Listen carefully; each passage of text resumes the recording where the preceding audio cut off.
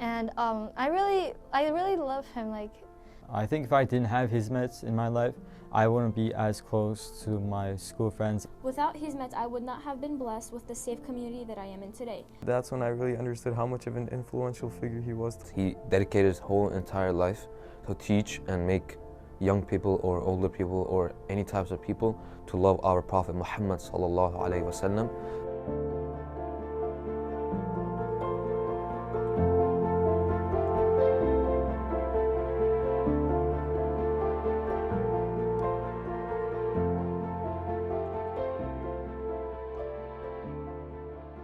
Do your parents have any connection with Hizmet? If so, how do you believe Hizmet and Hocaefendi's teachings have impacted their lives?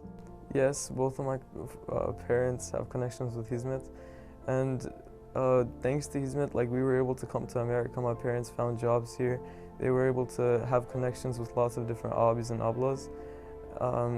Overall, like, without Hizmet, my parents wouldn't have the jobs they have now. They wouldn't know any of the people in America that we do now, and I wouldn't be here basically. my dad has a very good connection with Hocaefendi. He would go to Hocaefendi's camp more than like us. Like, I haven't gone to his camp for like maybe a year. He hasn't taken me yet, or like I haven't seen him. He usually takes my brother. But with Hizmet, he does interfaith. That's what I really want to do when I grow up.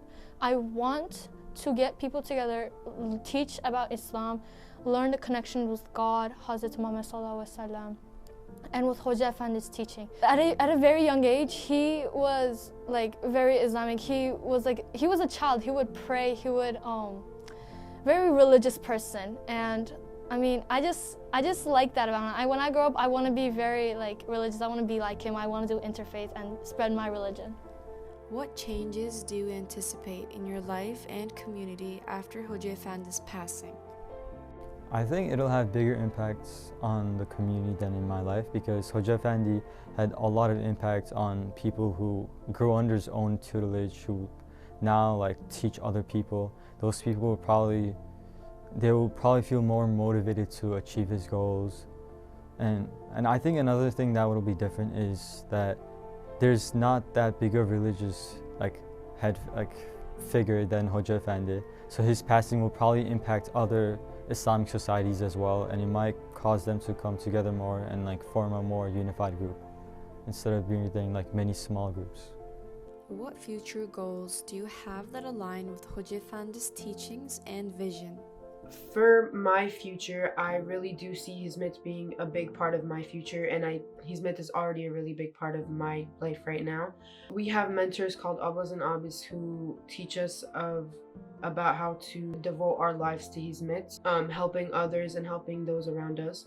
And they teach us how to be like them, and they teach us how to be role models and examples. And I want to be a role model for kids younger than me, to teach them. I want to show kids how to integrate Hizmet into their lives, how to teach others. Hizmet is a movement that's flowing, and I want to be a part of the flow. I want to teach the people before me, like my ablas, and I want them to also keep Hocaefendi's legacy alive by being a part of the flow that goes with Hizmet.